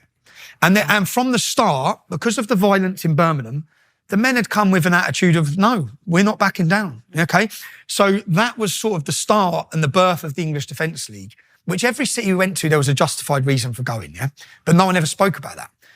And then I realised very quickly that everything I'd seen in Luton, everything I talked about in Luton, was happening in every town and city. So then I started meeting families that their daughters were missing for weeks. And then I started hearing all these stories, and it's one thing to read about grooming, and that's why I made a 5-part series, the one you talked about that you watched, because you don't get to feel the pain. I'm sitting with a mother, a father, and a brother whose 13-year-old daughter's been missing for 5 days, and the police have been doing nothing. Now, so I remember going on big chat shows in 2009. Jeremy Paxman was the most feared BBC presenter, and he had a show called Newsnight. And when I went on, everyone was all our opposition at the time, and I was terrified again. And it was the first time so my family had been crying since the time I started my activism, because my mum was threatened with her job. There was violence, police raids, terrorist attack, terrorist plots. So my family were begging me to stop. And I went on this Jeremy Paxman show, and I said to him, like, I don't expect you to understand, but I expect you to listen, okay? Our daughters are being taken. They're being groomed, they're being raped, they're being prostituted in every town and city, yeah? And he said, you expect us to believe, and it hasn't aged well for him at all, because in the early days, we were condemned as fabricating stories and making this up. So you understand the level. I met a father from Blackpool. The gang took his daughter, okay? The father and the son would ring his phone, and he'd have to listen whilst they were raping his daughter. Yeah? These levels, so you understand, and in 2015, so we go across the country, and I've done a presentation called The Rape of Britain, as well as documentaries, and I go back to us marching through Telford, and now the arrest rates for these crimes, if you do a graph, it goes like this, there's none, yeah? The English Defence League forms in 2009. By 2010 and 2011, the arrests are going through the roof. Now, we didn't expect any credit for it or any recognition for it, but the government were then faced with something they knew was going on. Look, my sense was, and this is part of why you're here today, like I've been watching that since then. I don't know if it's since then, but it wasn't long after that. And it was my sense at the time, and this is something I think that Tammy has observed too, that your work was essentially what called attention to the fact of these grooming gangs. So Andrew Norfolk is a Times newspaper who finally questioned these gangs. Now, what he says, we saw the emergence of the far right. He's given an interview. I had been made knowledgeable of these gangs for years, but everyone was too scared to touch it because all the men were Pakistani Muslim and all the girls were young English children. Yeah. So he'd known about it. So for me, Andrew Norfolk, yeah, okay, you ended up reporting it in the end, but you was a coward for years. Yeah. Well, I also think, it's hard for people. What do they say? Carl Sagan said, extraordinary claims require extraordinary evidence. I talked to Michael Schellenberger about the trans butchery of kids that's going on now, WPATH. And Schellenberger, who's a very brave journalist, told me that he had listened to my interview with either Abigail Schreier or Helen Joyce detailing this out probably 2 years ago now. And he said he couldn't believe it. It took Schellenberger 2 years to contemplate this because he couldn't believe of the magnitude of the crime. And I think it's not merely cowardice, although there's plenty of that. It's also the fact that, look, it's a lot easier to write you off than to admit that there are gangs of people who've been brought into the country who have set out malevolently and with intent to rape thousands of girls. So it's a hell of a lot easier to write you off as a far-right extremist than it is to even begin to contemplate what that might mean. And that's what he said. He said, when I saw the emergence of the far right, by far right, he means concerned English fathers, yeah? Mm-hmm. Yeah. Concerned Englishmen who are saying, well, we've had enough of this. If you go back to our videos, we're marching through cities saying Muslim pedos off our streets, yeah? Before all this. Now, typical far-right stance. Yeah, 2015 is when the Rotherham report was released, okay? Now, this is when Andrew Norfolk started talking about it. Now, so Andrew Norfolk starts talking about it, then they do an investigation in the city of Rotherham, and the city of Rotherham has a 3.7% Muslim population, and they find that over 1,400 children have been raped, yeah? And they find that the police knew, social services knew, the government. Right. So I remember at the time of this, when it blew up, everything we'd said, everything we'd been screaming about, yeah? Now it's in a government report. Now that was actually one of the things that really alerted me to just exactly how screwy things had become. So that was before I made the videos that made me viral in 2016. But one of the things I'd been following was that story. Okay. And it took me, the way you react when you come across a story like that is, it's something like, there's just no way this can possibly be true. And it's far worse than you can ever. Yeah, well, it's far worse. So when that report come out, and let me think of what name I'll give her, because I know all these girls and families now, but you're not allowed to use their hidden. So this girl, one girl, her father had rang 999, the emergency number. When they went through to get the history of how many times he'd rung the emergency services for his daughter, it was 200 times. Oh, dear. 200 times he'd rang for help. 200 times. Then two fathers got together, and this is all in the report. It's not Tommy Robinson saying this. Two fathers got together, and their two 13-year-old girls were in a house being raped by gangs of Muslim adults. Yeah, the two fathers went round to get their daughters back. The police turned up and arrested the fathers. They left the girls in the house.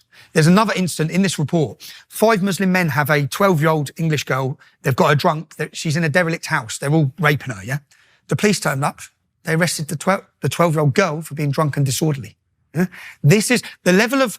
One girl, she was 12 years old as well, they got a hot iron rod with the letter M, and they heated it up and they scalded her bum because she was the property of Muhammad. Yeah, she was the property of Mohammed. Another girl they got, and they nailed her tongue to a table. They used to take these girls out. We're not talking about sexual gratification here. Yeah, we're talking about total destruction of the most precious thing that we have, which is our daughters. Yeah?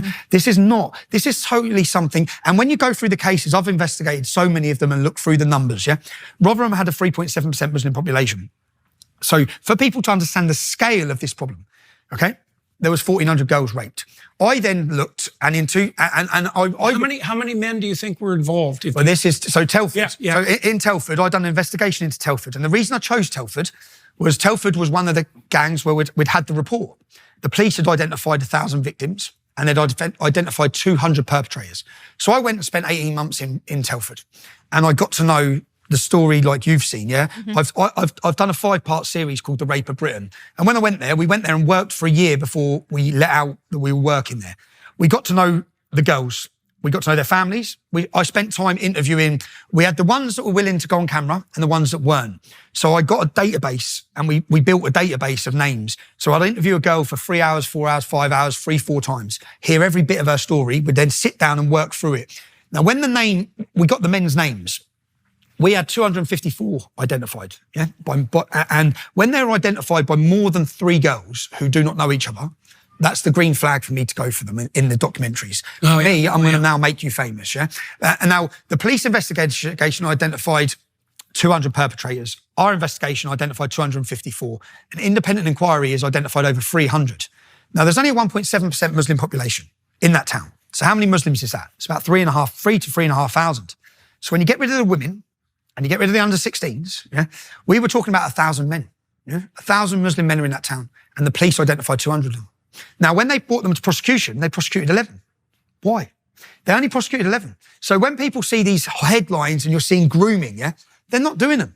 They're doing a little, in each town, they're nicking a few, yeah? They're nicking a few. Now, what we found in our investigation was that one of the most senior ranking officers was receiving funds and monies from the gangs. The gangs act as a mafia. They're a Pakistani mafia, yeah? Their level of violence, the groups that they're linked with, they're all the way to the top, from solicitors to CPS lawyers to politicians. So in this one town where we'd done this big investigation, and we tried to give the information to the police, they wouldn't take it. Yeah. So there is still a massive cover-up going on. So, and I'd done this 5-part series because in 2017, I've always talked about these issues. Then they started making arrests. Now, when they started making arrests, all the crimes I'm talking about, the tongue on the table, the hot iron rod, these were coming out of the reporting. Because for the first time, if there's a 6-week trial, journalists were sitting in the trials and they're reporting all the horrific details.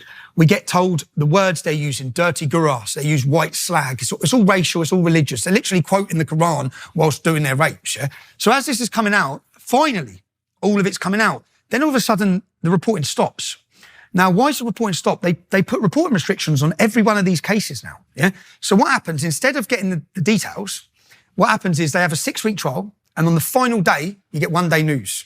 20 men convicted, yeah? So I went up to, one of these cases was going on. So is that the technical restriction? They put reporting restrictions and say, because they're such big trials, they're a group of 10 men, a group of 10 men, a group of 10 men, they're all interlinked. Until the end of all the trials. Oh, I see. So hypothetically, so they're not contaminating the trial. Yeah, so what we'll do, hypothetically, I think in America and possibly here, you lock up the jury. Yeah. We lock up the public. We don't let the public know everything to keep the jury safe. That's what their argument is for. Okay. So there's a case going on in Leeds. Now, at this time, I'm doing journalism. I went to the top Kingsley Napoli lawyers in London. Ezra Levant sent me. I went on a course to understand what a can and can't do around court reporting. So when they have a reporting restriction, the judge has no power over putting any restrictions on any information that's already in the public domain. So I looked at this case, 30 men. And my problem with this was, which I'd previously been to another case. There was another case in a place called Canterbury. These cases are everywhere. Yeah, you've got to for the public, you have to understand the crimes that are going on and been allowed to go on, facilitated and accommodated to go on, literally handed over our kids. So in Canterbury, a young girl was drunk. She was 14 or 15. She walked into a kebab shop, a Muslim-owned kebab shop, and asked for directions. She's taken upstairs by all 6 members of the staff. They find all of their DNA. She found crying down the road. They've all raped her. They're all on bail. So I looked at this case. They changed the name of their shop. They're still running the shop. So I went up to the city and I asked, the people who are walking past, are you aware of any allegations against this business? No. So no one knew. There's kids, I'm watching kids. Same people operating? Same people running it, they just changed the name. I'm watching kids going in there. Jesus. So then I went to the court case the next day because the man's in court. Now, I went to the court case and this was before I was aware of the laws. You're not allowed to stand on court property and video yourself, yeah? So I stood on court property and said, this is what's happening. 6 o'clock in the morning, my door goes through, I'm raided, I'm taken from my home straight down to Canterbury Court where they've told me, because the judge, obviously, this is embarrassing for the judge, 2 other people went and leafleted the estate where the men lived. Those people were sent straight to jail. Paul Golding. He was put straight in prison, yeah, for handing out leaflets to warn the public. This man, and all these men are now convicted. They got 25 years, but they had their DNA anyway. So why are they out on the street? Why are they still running a business? But this was Canterbury. So then I go for legal training to make sure what I do is legal and right. So they put these reporting restrictions on. So I stand outside the court case and I report 30 men are alleged to have made, or alleged, I made sure I said alleged, they could be innocent, yeah. These are the crimes they're alleged to have done. And I'm warning the public that these cases are going on in every town and city and you're not being told the reality of the situation here, yeah? And these are the signs, and I read the men's names because it was already in the public domain from when they first were charged. So I read everything that was in the public domain, I stood outside court, and then the police come over and arrest me. And they arrest me for a breach of the peace. That's on camera. This video, and as they're arresting me and handcuffing me, I'd only gone to work, I said, get me a lawyer, yeah? And as I get put in the back of the van, I said, thank you, because millions are now going to watch the warning I've just given, yeah? I get taken into the judge. The judge sentenced me to 13 months in jail. Straight away. The judge lets the rapists go home. One of them packs his bags and goes to Pakistan. He still never faced justice, yeah? So they all go home. I'm in jail. I'm the big risk, yeah? I got 13 months in prison. And I remember getting to jail. That happened then? Within 2 hours. Within 2 hours. No court case, no trial. Contempt of court, yeah? Bang, 13 months. And I remember standing there going, 13 months, what for? Yeah, what for? Okay, so, and this is, there's one case where there's no jury. I didn't even get asked to plead guilty or not guilty, you know, which is the reason they had to release me in the end. So I get 13 months in jail, I get to prison, I ring my wife. I said, I'm in jail. Like, she's like, what? I said, I'm in prison. I've just been sentenced to 13 months in jail. Like, and from prison for me, our prisons are literally ISIS training camps. They've taken over control. The same in America. I tried to give these warnings for a long time, yeah. They will control your prison system. The most vulnerable and weak in society who have been wronged their whole life are going to be turned against your country, yeah, because that's what they're doing, okay? The money coming in, the most of them are Salafism. They're controlling the prison. So for prison, for me, is a dangerous place. And I land in HMP Hull, which doesn't have many Muslims. So I think, great, yeah, I'm all right here. Right? So I spend 2 weeks in there. But what I don't know is when the judge sentenced me to 13 months in prison, he puts a reporting restriction on anyone knowing I've got 13 months in prison. Yeah? So I'm in prison. Everyone's saying, where's Tommy? Yeah. But rebel media and American journalists have started saying he's in jail because they're not bound by the court's things. So by the Monday, the judge has been forced to release and let people know I'm in prison. At that point, 684,000 people signed a petition demanding my release. Because if you watch the entirety of my video, I just stand and report. And I say, listen, they might be innocent, but this is what the alleged crimes are. This is how many victims of English girls there are. This is how many men there are. You need to be aware as parents. This is what's happening. So I make the video. And the allegation was that I breached the reporting restriction because they made reporting restrictions on it. But by law, I didn't anyway, because the judge has no power to put a reporting restriction on information that's already in the public domain. I was talking about what was in the public domain. But I'm in jail. I'm there. Then after 2 weeks, there's 30,000 people marched on Parliament. There's demonstrations in Sydney. This is when? This is 2017/18. This blew my name up. Yeah, it blew up so big. 30,000 people marched on Parliament. There was a massive Free Tommy, it's called Free Tommy movement that was built. Yeah, and then politicians, Congressman Paul Gosar, he flew to London. Ambassador Brownback, part of Trump's team, contact the government to say, make sure he's safe. Yeah?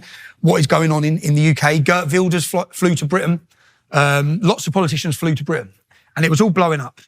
And I'm in jail, so I don't really know what's going on. I'm in prison. And then after 2 weeks, they come and move me. And I said, where am I going? And they took me to HMP Onley, which has the largest Muslim population of any jail in Great Britain. Yeah? So as I get there, why would you do this? How does this make sense to do this? And then when I got there, they said, well, so you're going to have to self-isolate yourself. So I'm not self-isolating myself. Yeah?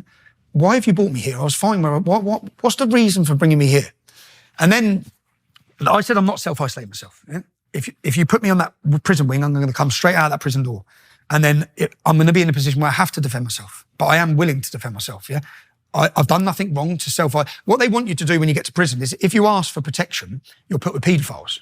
So I've done nothing wrong to warrant myself being in this position. Yes, well, it'd be very convenient for those who aren't very happy with you to be classified with the paedophiles. Classified with paedophiles or killed. Right. Those are good alternatives. Yeah. So 6 Muslims were sentenced to 30 years for planning to kill me. They got caught with guns and bombs, yeah? I get put into Woodhill prison. I'll go back to Onley, but I get put into Woodhill prison. I'm in the prison system. I go onto the first night centre. My door opens. It's an ex-paratrooper, British armed military, who's now a prison officer. He said, when they come to get you, do not leave this cell. He said, I'm telling you, your life depends on it. I said, when who comes? When they come to get you, that's all he said. When they come to get you, I said, what do you mean? He said, when they come to get you, don't leave this cell, Tommy. Your life depends on it, son. Do not come out of this cell. So I said, all right. 2 hours later, my door opens, prison officers, he's with them. He said, right, you're going on to A-wing. And I said, I'm not going anywhere, mate. And then I said, I'm not leaving this cell. I'm not coming out of this cell. And he said, if you don't leave this cell, I'm going to arrest you and you're going to be put down into solitary confinement. You're going to be arrested. I said, okay. So he said, okay, you're arrested. And then I'm separated. He then comes to see me. He said, you were going on A-wing. That's where the 6 Muslims are who are doing 30 years. Yeah. You're dead. They're handing you to them. You're dead. Yeah. So I said, okay. And then I'm obviously thinking, Jesus, they're literally, he said, and I write her name. He said, the woman would be done for corporate manslaughter, but it's too late for you by that point. So I said, okay. The next day I have a meeting with my lawyer and I go for the meeting with my lawyer. And then there's a waiting room, say like this. And I've had my meeting and this is the visits waiting room for illegals. And they opened the door and I walked in, I saw beards, but they was as shocked to see me as I was to see them. So I was like, okay. So I didn't even sit down. I stood with my back to the wall. They locked the door. And as soon as they locked the door, boom, I lost my teeth. So I'm getting battered in this little room, but they literally put me in the room with them. Yeah. So and who exactly were you in the room with? Muslims, just Muslim prisoners. Because obviously I'm the most outspoken critic of Islam. For the prison systems, but the Muslims didn't know I was coming in. If they did, I'd be dead. I'd be dead. They'd had weapons waiting. Because I could see by their faces, they've all looked at each other.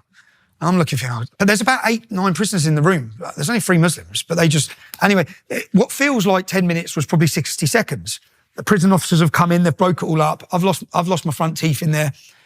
I'm then transferred to another prison. And this is each time I've gone through the prison system. So in this one where I was reporting, I've been put into H&P Onley. And I said, I'm not locking myself away. Yeah. They said, okay, well, you're going to go on solitary confinement. Mm-hmm. But I said, why have you brought me here? You put me in this position now. So they put me on solitary confinement. And this is the sentence where I went into, I'd say I entered jail one person, come out another. Yeah. So how long were you in solitary? On this one was 12 weeks. But I lost 30 pounds. Yeah. Because your prison is brought to your cell door and it has your name on it. And the Muslims, it's a majority Muslim prison who all run the servery, who are all preparing the food. So I said, I need tinned food. I can't eat food that's been put on my cell door. So I had 5 tins of tuna a week. That's what I could afford to buy. So that's all I ate, yeah?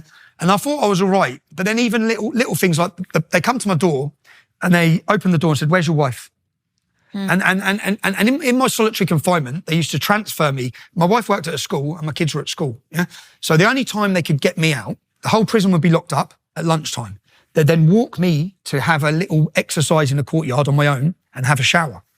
And the only time they'd do that is during lunchtime. Yeah? So my wife's at work. I couldn't even speak to my family, yeah? Because usually, so people understand the British prison system, you're out of your cell for 8 hours a day. You've got a job, you're going to work, you're playing football, you're going to the gym, yeah? I was totally, you're isolated, you're on 23.5-hour lockup on your own, in a room. And I was upset about it, obviously, but then they come and say, where's your wife? I said, I don't know where my wife is. Why? We have intelligence she's going to be attacked with acid. And then they just shut the door. And it's like, and I can't even use the phone. So, but they knocked on my wife's door and my mum's door, the police did.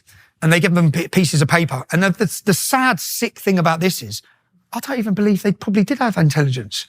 I believe that all of this, and it worked, all of this is for pressure, for stress, to make you break, essentially, because they didn't need to put me in H&P Onley. I was fine in H&P Hull, yeah? So they purposely moved me to a majority Muslim custody. Then they used that to put me on solitary confinement. Then I had this issue with my wife and my mum. And then when I got to ring them, and then they put me where my cell was. Literally, my cell's here, and it was so hot that summer. And you can open your window this much, and there's the building they use as the mosque is there.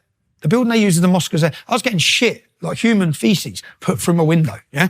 So I had prisoners at my door every day.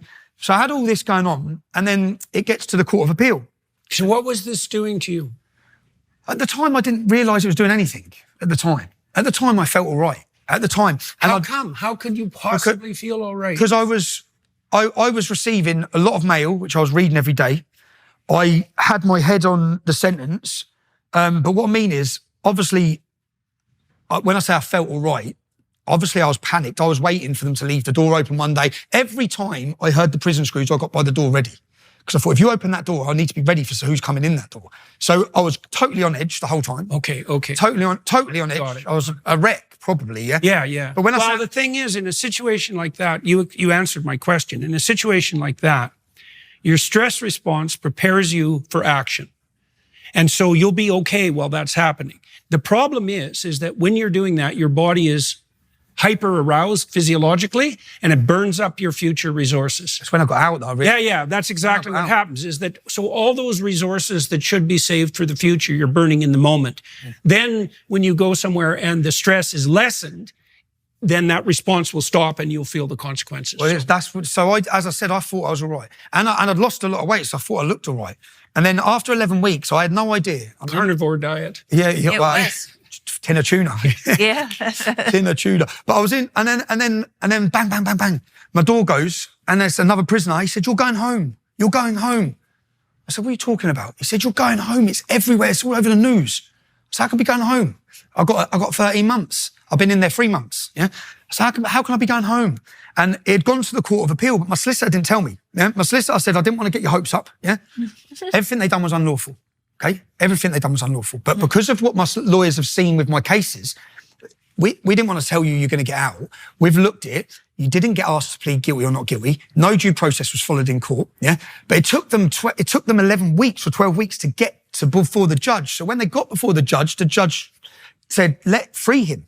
Yeah, get him out of prison. So then I remember I had such a dry throat because then they got me up.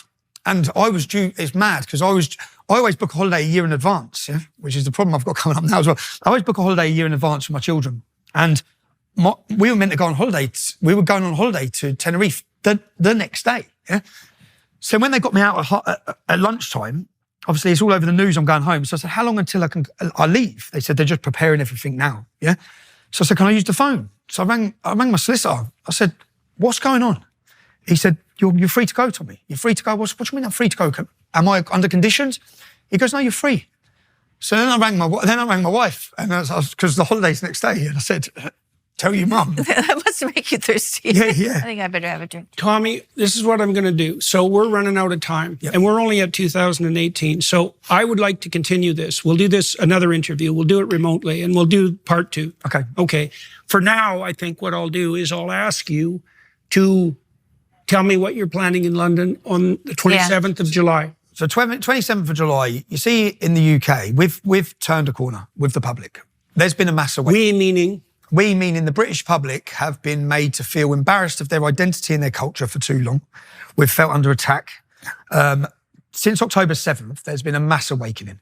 So all the things we've warned about, like every interview I've given has aged very well for me. Every issue I've spoke about has come into fruition. Not because I'm a genius, not because I've got anything special. It's because I was born in a town where I witnessed what mass open border Islamic immigration will do. And you told the truth. That's right. That's the other thing. And you told the truth. And I've seen it. So why did you? No, there's a mystery there still. It's not merely a consequence of where you were born. You know, like you grew up with good parents. Yeah, and that has really been instrumental in your values, right? Yes, and your dedication for telling the truth and finding and having the courage to do what your convictions. Yeah. You have convictions, and you go forward, and you want to tell the truth. Where's that come from? Probably, I said it probably even if I didn't want to, because probably if you meet the people I've met and hear the stories I've heard. Okay. See, the other thing that happened to me, you see, when I was young, 23, younger than that, I started this when I was 13. I started looking at the worst things I could find, right? I started that when I was 13. The first thing I did that was seriously academic was a report on prison guards in Auschwitz. And I spent the rest of my life investigating that, looking at the worst things I could find. And the thing about looking at the worst things is that horrifies you so badly that I think what it does is scare you straight. Oh, I know, which I tried having these conversations with my now ex-wife. If you think you're worried now, I know what the consequences. Yeah, right. I know exactly. I know what's coming. Yeah. I've got 3 beautiful children. Yeah. If anyone's got to fight, I'll fight. Yeah. They're not fighting. Yeah. And what our cowardice is currently doing, we've bred a generation of cowards who care about themselves. Yeah. So, and half my friends were the same. I'm all right. Yeah. I've got enough money. I'm okay. You can't keep running from this problem. This problem isn't going anywhere. That's right. This problem is going to explode. And on October 7th. In fact, the longer you run from it, the larger it will be. Absolutely. Yes, that's 100%. And October the 7th really woke a lot of people up to see, not it happened in Israel, but to see the level of hate in every university, to see that our institutions have been taken over, to see the level of aggression and the celebration from not just a handful. We're not talking about handfuls of extremists. We're talking about the mainstream. We're talking about the Democrats. Yeah, the Democrats, the Labour Party, and we've seen a massive. So there's been a real wake up, and I have my messages. If I go through them every day, are full of people who said I hated you. Yeah, I thought you was a thug. I thought, and I'm not perfect, yeah, and I've made mistakes because that's human. And what I've done the whole way through my activism and my career, and now my journalism, is whenever they've tried to stop me talking, I think, no, that's not like you. If you tell me not to do something, I will do it. That's always been my way. It's my character. Yeah. Tell me not. So, and I'm right. And I remember my wife's dad saying, "Stop, please stop. Like, do you not see the danger here?" I said, "Am I wrong? Am I wrong?" Yeah. No. So why should I stop? Well, because they're threatening us. Because they're trying to intimidate us. So every bit of police threaten this incident in Canada. Well, that doesn't deter me. You locking me up, even if you want to put me in jail, it's not going to deter me. If you're going to put me in prison now for this film, and I can't understand they make the same mistakes every time. Yeah, it's amazing. You lock me up for this film, yeah? I hope every single person in the world talks to me. Yeah, right. Yeah. I hope you bring more eyes to that film. So I'll go to jail. Jail for me is a terrifying, I might not come out of that prison sentence. And if I do, I'm going to do solitary confinement, which is going to fry my head. But I've gone through 15 years of this, yeah? And I am committed to it. And I think that when I say they have underestimated the human spirit and certainly the British spirit, yeah? And what you saw... I hope so. What you saw on the 1st of June was the British spirit. And what you're going to see on July 27th is... What are we going to see on July 27th? You're going to see the largest gathering of unified British public that they've seen. And when I say unified, they like to separate us and divide us, yeah? Like my politics and my since starting the English Defence League, yeah, has always been open to everyone. Okay, I don't care if you come into Great Britain yesterday. You love this country and you want to protect it. Come and join us, yeah. And we saw. So whilst they've tried to label us as racist, extremists, it doesn't work. Their monopoly and their power has gone. And we saw that on June the 1st with the different diverse backgrounds that come up to celebrate British identity, yeah, which is what being British is about. And we're going to celebrate it on July 27th. 2 days later, they believe they're going to lock me up. And the problem they have now, I had a recent court case on 26th of November. You may have seen me arrested in London at the anti-Semitism rally, which the world saw me do nothing wrong. Yeah, They come and told me I wasn't allowed to report. Now, years ago, like when the media got up and walked out of court, yeah, they could do that. Now we have citizen journalists. Thank you, Elon Musk. Yeah, thank you, Elon Musk, because in my court case, in whatever court case now, there will be a row of the most influential citizen journalists who will be live tweeting every single word. So they can't control the narrative anymore. Not at the minute. Yeah. Not since people have got platforms and voices again. So on July 27th, you're going to see the largest gathering. We have 3 of the largest screens in the UK being put up in Trafalgar Square. We know everyone wants us to fail. We knew that on June the 1st. Yeah. We didn't fail. It was a total success. July 27th will be a total success. If all I care about, and that's why I said this may be the most important interview I give, is that freedom of press, freedom of speech, freedom of assembly have gone. Okay? They're gone. We have a controlled media. Totally controlled media. You challenge any narrative. This isn't just open border immigration. You go against transgenderism. You challenge any of them. Yes, I've noticed. They're coming for you. They're coming for you, and they wish to seek and control everything.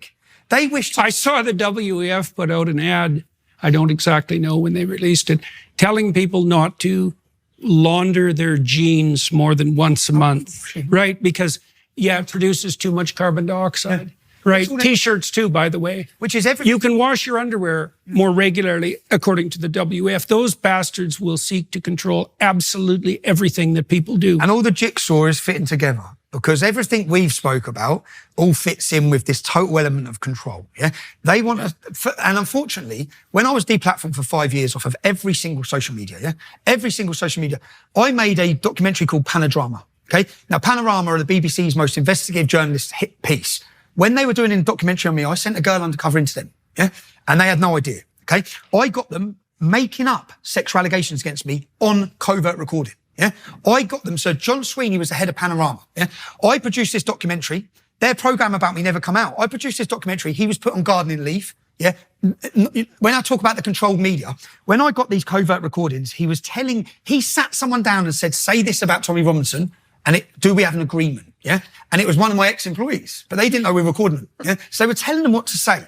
They were scripting the entire program. How many other these programs have been scripted? Yeah. But they were scripting the entire program. When they come to interview me and I sat down like this, I put a video wall behind me and I said to the Panorama, would you ever tell anyone what to say? No. Press play. On the wall behind me, the covert recording of him making agreements on what to say. Sexual allegations. Now, if they would have been successful, my life would have been destroyed. My kids would have had to go to school with their father as a Harvey Weinstein. Yeah. But I produced this documentary. Within 48 hours of producing that documentary, I was blacklisted off of every social media.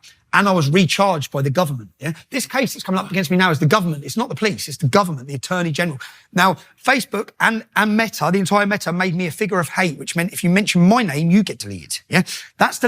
And they were so, because you see, again, my investigative documentary work is fabulous. It exposes them, and they deleted me. And for 5 years, I was disappeared. Yeah. Until Elon Musk gave me back my voice. Right. In those 5 years, I think I don't know who got back first, you or me. I don't remember. I think I might have got back first.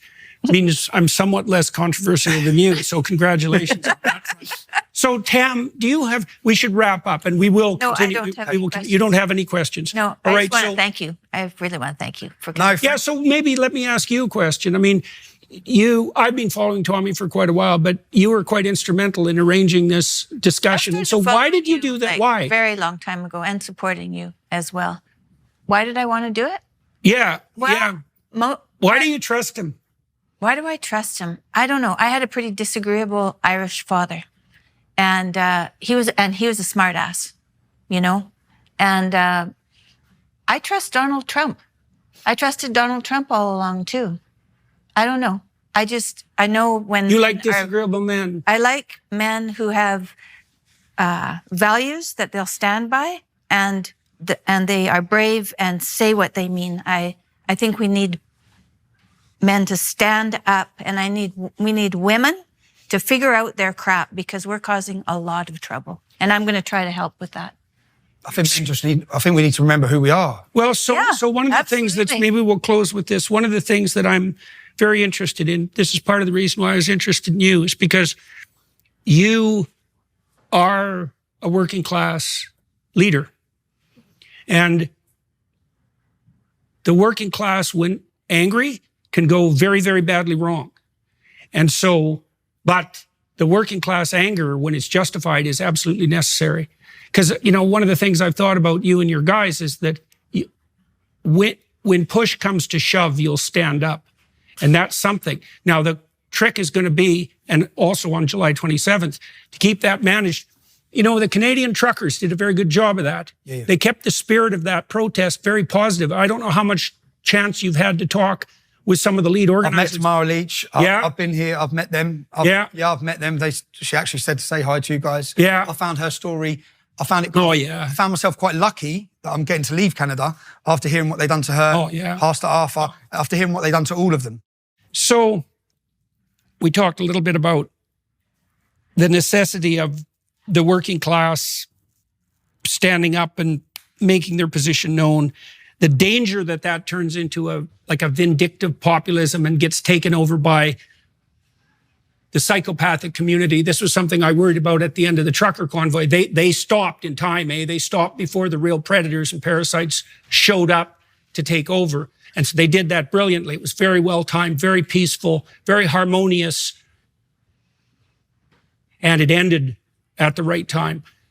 one of the things we're trying to do in the UK and elsewhere is to put together a positive vision for the West, for the future, because the other danger of that populist uprising is that it's all reactionary, to use the left-wing phrase, that it's all pushing back against and angry, instead of putting forward a positive vision. And the thing about working class men is they need every man needs a positive vision.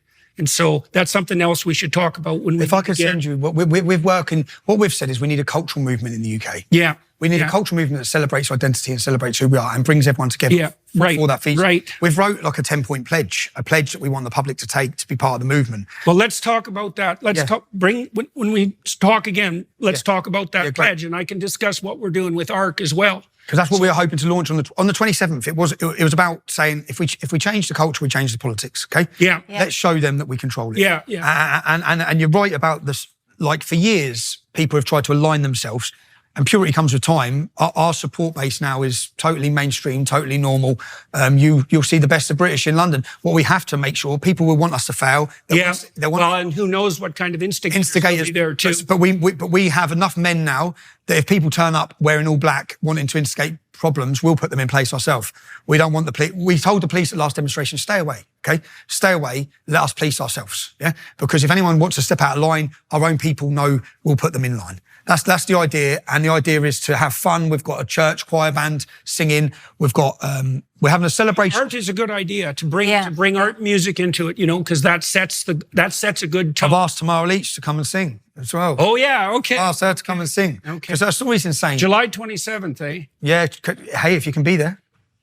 It's just, do you know what it's the story of so much now? It's ordinary people trying to do extraordinary things, because we shouldn't have to be doing this. We should not. No. We should be doing this.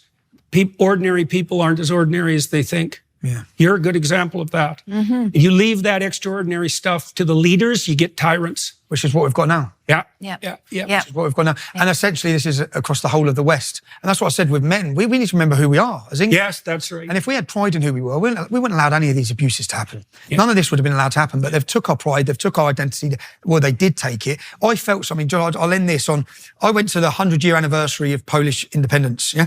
And when I walked at the front of it, the hundreds of thousands of them, I felt something, yeah? I felt the hairs on the back of my neck stood up. I felt an energy that I went home gutted about, because they have because they were off the map for over 100 years, because they've continually had to fight, it's ingrained in their people to understand the importance of who they are and their identity. And our new generation don't know this, yeah? Mm-hmm. So I went home pretty upset thinking, where has that gone in Britain? And I felt it on 1st of June. And I feel it now. And I think the British public are feeling it, and feeling the sense of identity, the sense of pride, and the sense of coming together to certainly tell the establishment enough's enough here, yeah? We're not sitting by silently anymore. So, yeah, exciting times, but scary times. I want to do July 27th, and then I hope that public opinion, they've weaponised, the courts and the judiciary have been weaponised against me. I hope to weaponise the public opinion against them. So if you do want to send me a jail and lock me up for 2 years, let the world know what it's about. So part of the problem with getting the working class aroused, let's say, in anger, is that can degenerate into a vengeful response that doesn't have an aim. And so what has to be associated with that is something approximating a positive vision to make sure that everyone's aligned and upward aligned, and to provide the proper replacement to the ethos, let's say, that the Islamic fundamentalist psychopaths, and that's not all Muslims by any stretch of the imagination, are putting forward. So what are you thinking about with regards to vision? So our vision, we've got probably 10 of the main influencers in the UK around politics and culture coming together to come to an agreement, exactly this, in celebrating our identity, in how do we stop the erosion of our culture? What are the 10 principles we can all agree on that we can come together on? We don't have to agree on everything. No one has to agree on everything. Yeah. We have to agree to defend Great Britain, to defend our culture, to defend our identity. Yeah. And so we've got an important meeting on the 9th where we come together, and the purpose of July 27th was to give the public a vision. So here's our vision. Okay. Here's our vision. Okay, got it. Well, thank you very much, sir. Thank you, Tammy. Thank you for ever so much as well. It's a good beginning, huh? Yeah. I'll do what I can to be there on the 9th. Thank you. So, okay. And so to everybody watching on YouTube, thank you very much for your time and attention. The film crew here in Toronto. That's much appreciated as well. To the Daily Wire for putting together the resources to make this possible, and to staying the hell out of the way, which they're very, very good at, which is quite the skill. That's much appreciated as well. Thank you, sir. Thank you. Good to meet you. Thank you, Tom. Yep. Thank you ever so much. Thanks. Thank you. Thank you.